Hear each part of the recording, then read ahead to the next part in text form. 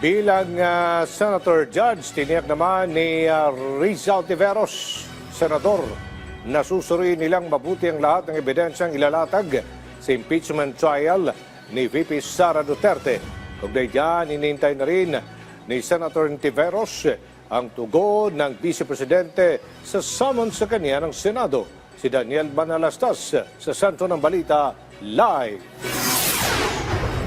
Yes, Aljo, inaabangan na nga magiging tugon ng kampo ni Vice President Sara Duterte hinggil sa summons ng Senate Impeachment Court. Samantala, Aljo, ang ilang senador meron namang sentimiento hinggil sa naging proseso ng Senate Impeachment Court noong nakaraang linggo.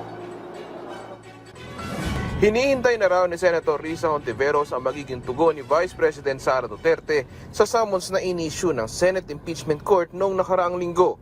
Kasabay nito, bilang Senator Judge Anya, ay titignan daw niya ng maigi ang lahat ng ebidensya na ipepresenta sa impeachment trial ng bise.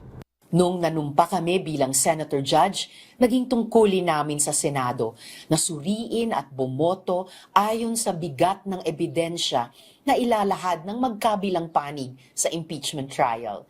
Kakampi man o kritiko ng pangalawang Pangulo, sinusunod ko po ang tungkulin na iyan at inaasahan ko rin ito sa ibang senador. May puna naman si Senate Minority Leader Coco Pimentel sa ginawang proseso ng Senate Impeachment Court na pagremando pagbalik ng articles of impeachment sa Kamara. Sabi ni Pimentel, pwede raw sanang mas pinasimple na lang ang naging proseso.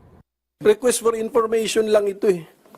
O di pwedeng mag-order ang court or sinabi ko nga, mas practical yung advisory na lang eh. Hindi na kailangan mag-imbento nung magical word na return, comma, without dismissing or terminating the case.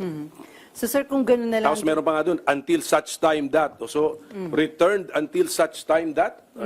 So, masyado nang pina-complicate ang dapat simple lang na procedure. Gayunpaman, hindi masabi ni Pimentel na illegal ang nangyaring proseso, subalit Sinabi kasi natin illegal against the law. So, ano siguro ito, against the oath.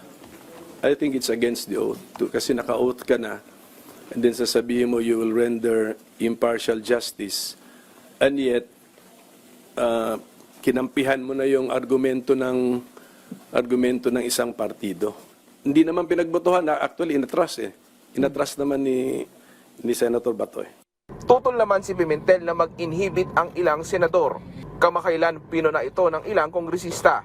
Huwag na magpa-inhibit kasi nga pinili, yung sumulat ng ating konstitusyon, pwede sila actually namili ng ibang body to be the impeachment court. Ang pinili pa rin ay Senate. Therefore, let it be. So yung mga judges, yung mga senador na magiging judges, ipaabot hanggang dulo sa decision nila so that they will now state the decision, guilty or not guilty. Tapos taong bayan na ang huhusga. Samantala, Aljo, kakatapos lamang ng press conference ng Senate Impeachment Court o tagapagsalita ng Senate Impeachment Court at ay may tugon siya sa aligasyon ng foot dragging na posibleng magresulta sa pagkakaantala ng impeachment ni Vice President Sara Duterte. Mungkahi ni Attorney Reggie Tonggol sa House Prosecution, gawin na lang nila ang dapat gawin at isumite ang dapat isumite. Narito ang kanyang pahayag. Actions speak louder than words at sa aming mga abogado, mas matimbang po ang ebidensya kesa sa mga salita. We have been waiting for them to do, but instead of doing what they said they would be doing, they have instead spent their energy criticizing the impeachment court. And this is the first time that I have seen litigants question the court. And for lawyers like us, and I know the new spokesperson, Attorney Buko, is a very experienced litigator as well. So I suggest that they just spend their energy to doing what needs to be done, what needs to be filed, as they say that they will file, and instead of attacking the credibility of the impeachment court. At yun po na ang pinahuling update mula rito sa Senado. Balik sa iyo, Aljo. Maraming salamat, Daniel Manalastas.